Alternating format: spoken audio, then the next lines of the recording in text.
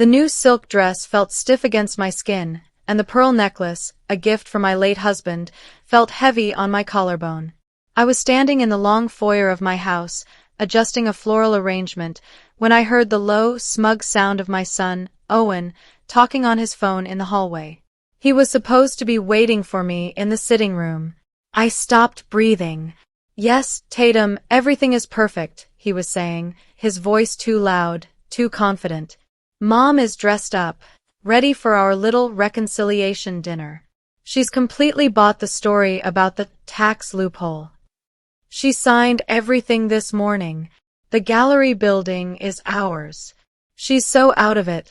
Honestly, it was easier than taking candy from a baby." The polished silver vase slipped from my numb fingers, clattering hard onto the marble floor.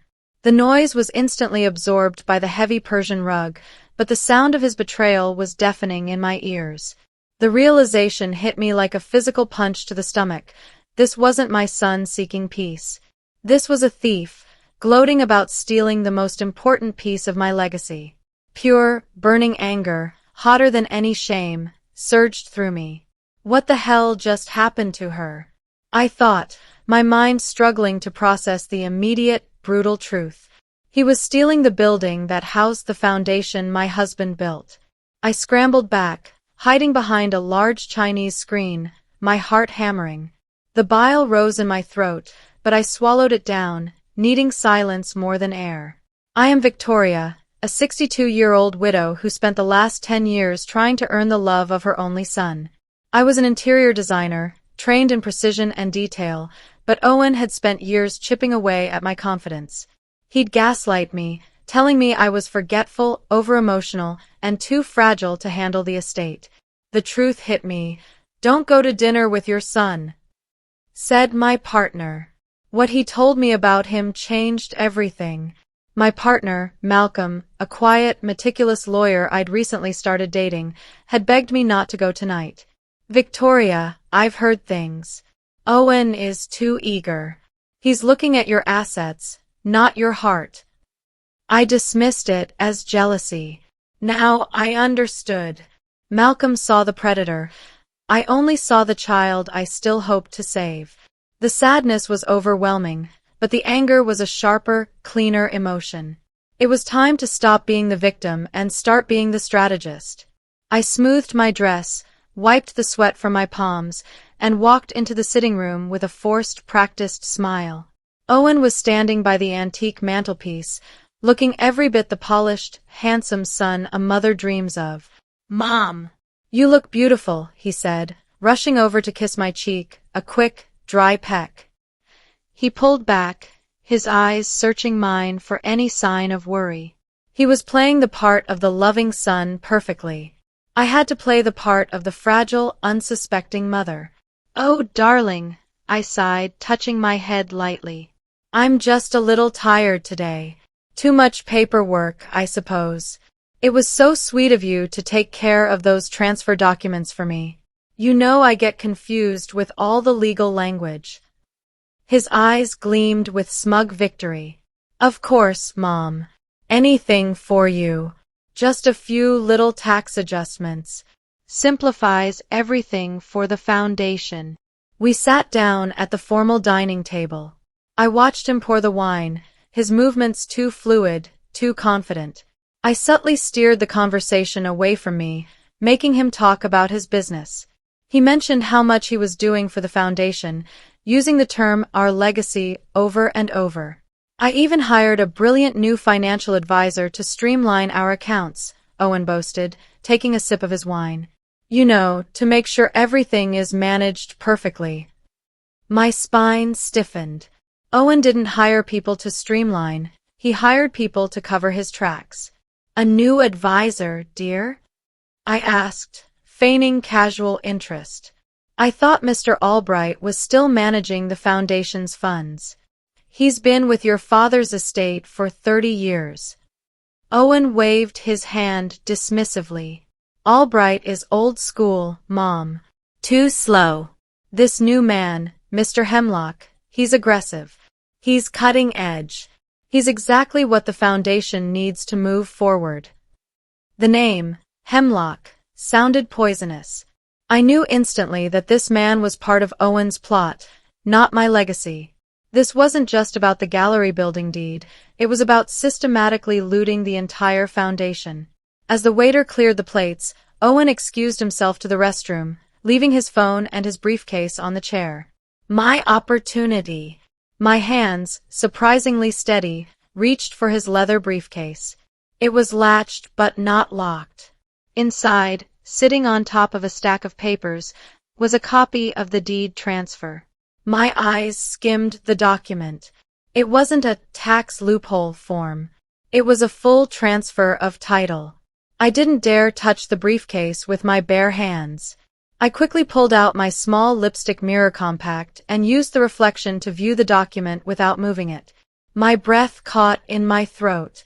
At the bottom, where the signatures were required, was a scrawl that looked vaguely like my signature. It was shaky, a bit rushed, the kind of signature a son would forge to make it look like a frail mother's hand. But it wasn't mine. I quickly took 3 high-definition photographs of the signature page and the tiny print in the asset transfer clause, capturing the forgery and the full extent of the asset he was stealing. I then placed the compact back in my purse, just as the bathroom door creaked open. I barely had time to slide back into my chair before Owen returned, rubbing his hands together. All set, Mom. Now, about your little friend, Malcolm, he said, his smile turning brittle. I felt a buzz from the burner phone hidden in my napkin. It was Malcolm. I hadn't checked in with him as I promised. I excused myself from the table, claiming a slight headache, and rushed to the restroom. The moment the lock clicked, I pulled out the burner phone. Malcolm. Victoria, please. Call me. I'm worried. Did you see anything? I couldn't risk a voice call, not with Owen's arrogance making him sloppy. I typed a short, coded message. A name, Hemlock. Business, Aurora. Aurora was the name of my late husband's favorite painting, the centerpiece of the collection. I was testing to see if Owen was using a related name. Then, I texted Malcolm about the new advisor and asked him to run a background check on Mr. Hemlock and any associated shell companies. I need you to be my invisible eyes, Malcolm. I typed. Be quiet. Be fast. The thought of involving Malcolm, someone I deeply trusted, felt like a lifeline. I wasn't alone in this cold, calculated war. I returned to the table, and Owen was waiting, his arms crossed. Mom, you look pale. Maybe we should cut the dinner short. You need to stop worrying about these documents.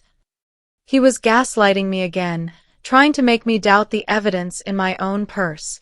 But the anxiety in his eyes was palpable. He was afraid I knew more than I let on.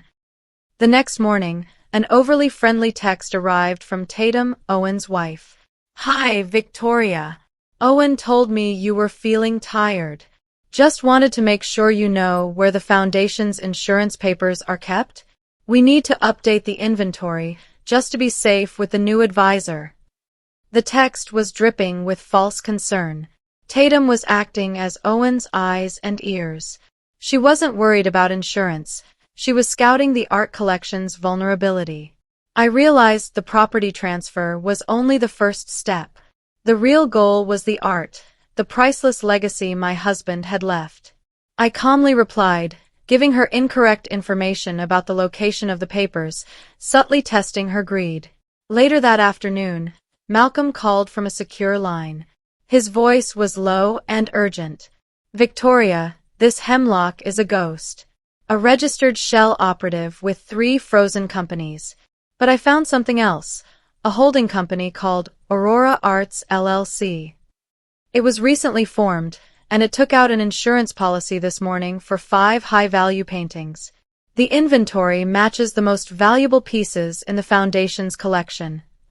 My heart plummeted. Owen wasn't just planning to steal the art. He was already insuring it for a quick sale. The theft was already in motion. Malcolm's findings confirmed the worst. Owen wasn't just a greedy son. He was a full-fledged criminal, systematically stealing the artistic soul of the foundation. I had to see the art collection itself. Under the pretense of preparing for an upcoming auction, I gained access to the foundation's private, climate-controlled storage facility. The moment the heavy door sealed behind me, a deep sense of dread settled. The room looked correct. The security seals were intact.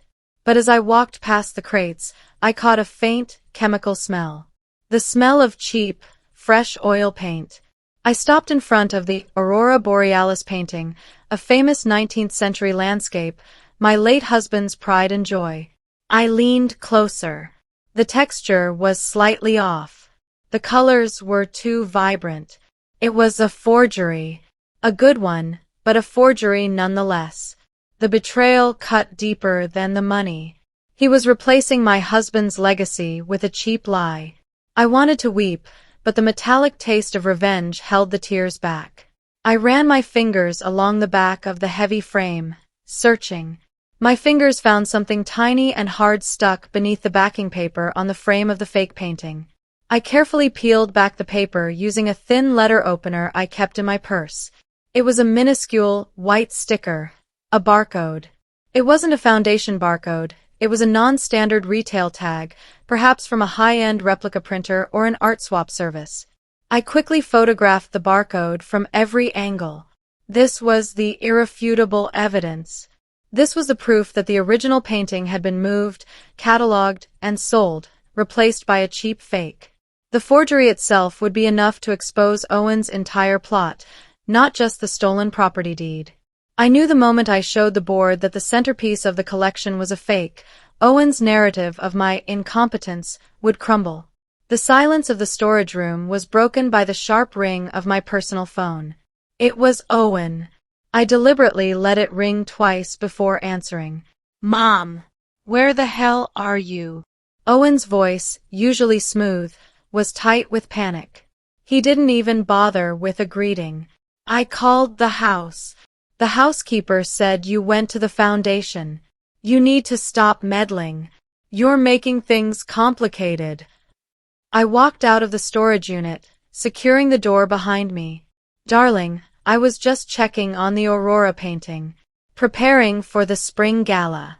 You know how disorganized Mr. Albright left things." I used Albright's name deliberately. "I really wish you wouldn't worry your little head about these things, Mom," Owen hissed, the mask completely gone. "You're getting agitated. I need you to stay home. Stay calm. Let Mr. Hemlock handle everything. Your memory is not what it used to be." The gaslighting was intense.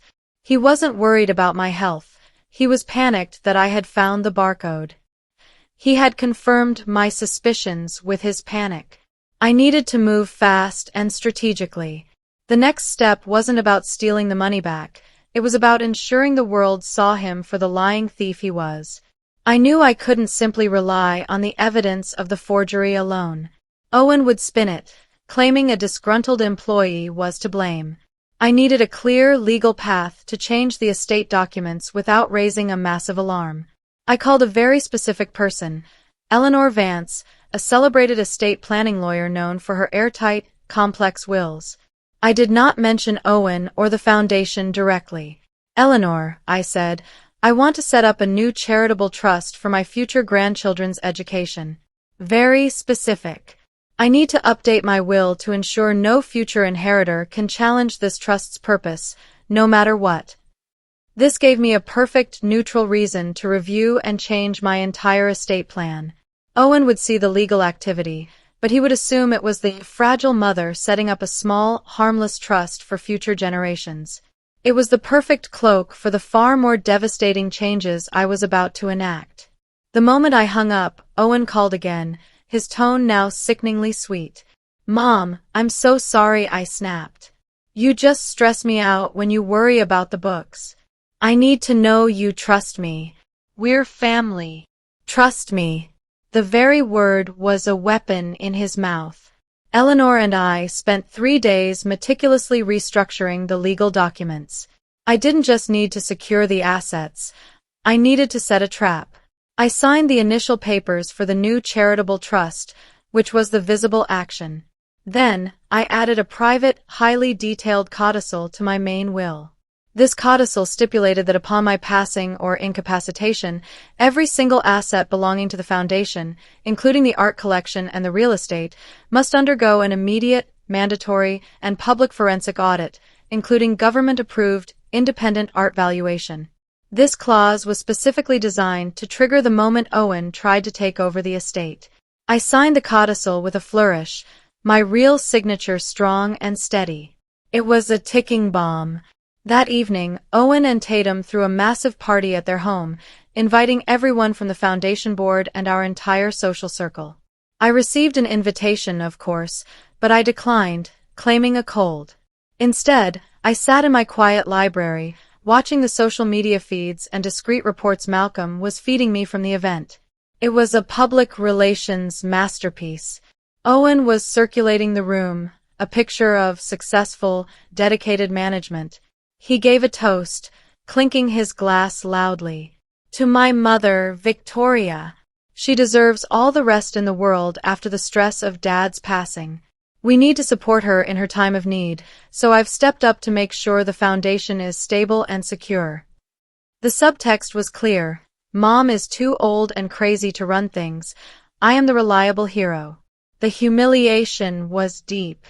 The whole room was buying his narrative, seeing me as the fading, incompetent widow, while he positioned himself as the savior. This public betrayal solidified my resolve. I wouldn't just take back the assets. I would destroy his carefully constructed image. I had one more piece of video evidence to secure. I used the party as an opportunity. While Owen was distracted, I drove to the foundation, dressed in dark clothing. The building was empty, the night guards at the main entrance preoccupied with the special event. I went straight to the main gallery. Malcolm was waiting for me, using his legal access to bypass the internal security cameras. We installed a tiny, specialized, high-definition camera above the main entrance, a perfect shot of anyone carrying large, flat objects in or out. "This is it, Malcolm," I whispered. "He's getting desperate. I predict he'll move the last original piece, the massive golden harvest painting, tonight or tomorrow night, before the board meeting." Malcolm nodded grimly. The next piece of the puzzle came the next morning. Tatum, still riding the high of the successful party, called me. "Victoria, I was just looking at the inventory. Did you ever sell that tiny seashore at dusk painting, the one with the ugly frame?" Owen can't find the paperwork. The seashore at dusk painting was completely fictional. I had invented it in a private conversation with Malcolm. "Oh yes, dear," I lied smoothly. "I sold it 20 years ago. Such a shame. It was one of my favorites." Tatum let out a small, satisfied sigh. "Ah, okay. Just checking." Click. She had just confirmed she was actively looking for missing art and was unaware of the collection's true inventory. I had her conspiracy on a quiet recording. The next day, I had the final, critical piece of proof. Under the guise of a major appraisal, I brought in Mr. Adler, a renowned, highly discreet forensic art expert Malcolm knew. We met him at the storage facility. Adler used his equipment, specialized UV lights and microcameras, to examine the Aurora Borealis painting. His face, usually placid, turned to stone. "Mrs. Victoria, this is a highly skilled modern reproduction. The chemical composition of the pigments is wrong, and the canvas is recent. The value of this piece is less than $5,000. The physical proof was secured. I had the expert signed, certified report and the photos of the hidden barcode.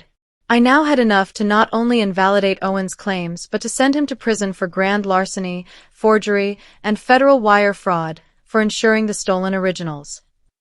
The power shift was electrifying. I was no longer the frail victim. I was the silent, calm hunter. Owen called me later that afternoon, his voice regaining its false control. "Mom, I've scheduled a special board meeting for next Tuesday. We need to formalize the new structure for the foundation and get your tax transfer confirmed. He was giving me the date of his intended victory. Tuesday. Perfect, I said, a slow, predatory smile forming on my lips. I'll be there, dear. I wouldn't miss it. The climax was scheduled. I had 5 days to ensure every trap was sprung and every legal door was locked behind him. Malcolm and I worked through the night, compiling the evidence into 3 separate, color-coded files. File 1, the art fraud, forgeries/larceny. File 2, the financial plot, Mr. Hemlock/Aurora Arts. File 3, the property forgery, the deed. The most important move, however, was still the codicil. I met with Eleanor Vance one last time. We reviewed the codicil. It was airtight.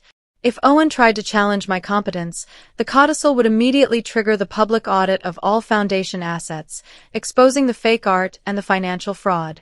If he didn't challenge it and I passed away, the clause would still trigger, ruining him after the fact. It was a no-win scenario for him. It was designed to ensure his downfall was delivered by his own greed, regardless of my presence. I made one last, minor addition, a clause stating that the gallery building itself, the piece of property he was forging the deed for, could only be transferred to an established, government-recognized rival arts foundation if any of the art collection pieces were found to be fraudulent. I signed the amendment. He would steal the deed to an empty building, and the liability of the forgery would be entirely his. It was poetic. The moment I left Eleanor's office, Owen's spy, a secretary he had installed, alerted him. He must have seen the codicil update. He didn't realize the depth of the trap.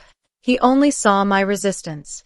He flew into a blinding rage, showing his narcissistic true colors. He called Eleanor, screaming, "I demand that codicil be invalidated immediately. My mother is clearly suffering from dementia. I will get a doctor's affidavit. She is not competent to make these changes." This was the overplay I needed. His frantic public attempt to discredit me gave me a massive legal advantage and confirmed his malignant intentions to the court system. Eleanor, calm as ice, simply filed a protective order based on his hostile communication, citing elder abuse, and attaching the first piece of evidence, the audio of him demanding the invalidation. The second twist was Malcolm's quiet move. He had been working with a specialized agency that monitors shell corporations. Using the information on Aurora Arts and Mr. Hemlock, Malcolm filed a low-profile, procedural request for a financial inspection related to insurance fraud. It wasn't an accusation. It was a technical tripwire. Later that night, Owen received an automated email. Aurora Arts LLC accounts had been frozen pending a full financial review. He didn't connect it to me. He blamed the government, the stupid bureaucracy, and the glitches in the banking system. His panic, however, led to his final, most egregious mistake. He told Tatum to go to the main gallery that night, under the cover of darkness, and physically remove the last original masterpiece, the Golden Harvest, and hide it at their home, just in case the funds were stuck. I watched the live feed from the camera Malcolm and I had installed above the gallery entrance. It was 3 a.m. A plain white van pulled up to the service entrance. 2 figures emerged, Owen and Tatum, dressed in black, looking like burglars. They were clumsy, stressed, and radiating guilt. They struggled to carry the enormous, heavy frame of the Golden Harvest painting out of the gallery, loading it hastily into the back of the van. The camera captured everything: their faces, the distinct frame, the timestamp, and the clear violation of the Foundation's rules against moving high-value assets without board approval. This was the final, irrefutable video evidence, showing them committing the physical act of larceny. I felt a surge of cold satisfaction. He had provided every piece of the rope I needed to hang him. The board meeting day arrived, silent and heavy with anticipation. I drove to the Foundation headquarters, not in my usual quiet sedan, but in a chauffeured black car. I walked into the boardroom, radiating quiet professionalism. Owen was already there, shaking hands, his face a little pale but his confidence intact. He was holding the forged deed. He smiled at me, a tight, patronizing smile. "Mom, glad you could make it. We'll keep this brief, so you can rest." I simply nodded, placing my simple leather portfolio on the gleaming mahogany table. The board members, all family friends and old associates of my late husband, took their seats. Owen opened the meeting, launching into a long rehearsed speech about his dedication and my health challenges. He then proudly presented the forged deed transfer, declaring the gallery building was now legally and solely in his name for the foundation's security. He thought he had won the first round. Owen finished his speech, basking in the applause. "Now that the property is secure, I suggest we vote to formalize my new role as the foundation's sole executive director." Before the chairman could speak, I raised my hand. The board looked surprised. "Thank you, Owen, for your summary," I said, my voice calm and clear. "But before we vote, I would like to present a brief addendum to your report on the foundation's security." I walked over to the projector screen and connected my small USB drive. Owen's face went white. He knew that drive was not part of his plan. The screen flashed to life, displaying a high-resolution, close-up photograph of the famous Aurora Borealis painting. "Gentlemen," I began, my voice steady, "this is our most celebrated work. It is also a fake." I clicked the remote. The screen displayed the signed, certified report from Mr. Adler, detailing the modern pigments and the low valuation. A wave of audible gasps went around the table. Then, I projected the photo of the tiny barcode I found behind the frame. Owen scrambled to his feet. "Mom, what is this madness? You're embarrassing yourself. This is the dementia talking," he shouted, desperate to silence me, exactly as he had done for years. "Sit down, Owen," I said, my voice cutting through his panic. "I am not finished." I clicked the remote again. The screen filled with the final damning video. Owen and Tatum, under the cover of darkness, struggling to carry the golden harvest out of the gallery just 2 nights ago. Larceny. On camera. In front of the entire board. His plot was exposed as not just greedy, but criminal. Owen was speechless, his jaw slack, his posture completely broken. Tatum, who was sitting near the back, covered her face. The board members were shouting, furious at the realization that their legacy had been plundered. I waited for the noise to subside, then delivered the final, most devastating blow. "Now, regarding this forged deed that Owen just filed, claiming ownership of the gallery building." I smiled, a genuine, cold smile this time. "I updated the foundation's documents last week. Since the art in the building has now been proven fraudulent, a pre-signed clause requires the property itself to be transferred immediately to the largest rival arts foundation in the state." I projected the signed amendment. "Owen, you successfully filed the deed to transfer the gallery building to yourself, but the building you now legally own is automatically subject to the new clause. You have stolen nothing but the legal liability for a building you cannot use, stuffed with low-value forgeries. You lost the building the moment you sold the first original." He looked at the wreckage of his life, created by his own hand. I looked straight into his eyes. "You tried to steal your father's legacy, Owen. You only managed to destroy your own." Owen and Tatum were escorted from the building by security, facing multiple counts of federal wire fraud, larceny, and forgery. They were instantly cut off from all family resources and social standing. I never spoke to Owen again. The quiet, methodical revenge had worked. The true reward, though, wasn't his downfall. It was my freedom. I resigned from the foundation, installing a dedicated team, and dedicated my time to the new charitable trust, securing the future for my potential grandchildren, a future Owen would never touch. Malcolm and I traveled, and I finally experienced a love that was supportive, honest, and truly safe. I looked out at the ocean, feeling the sun on my face.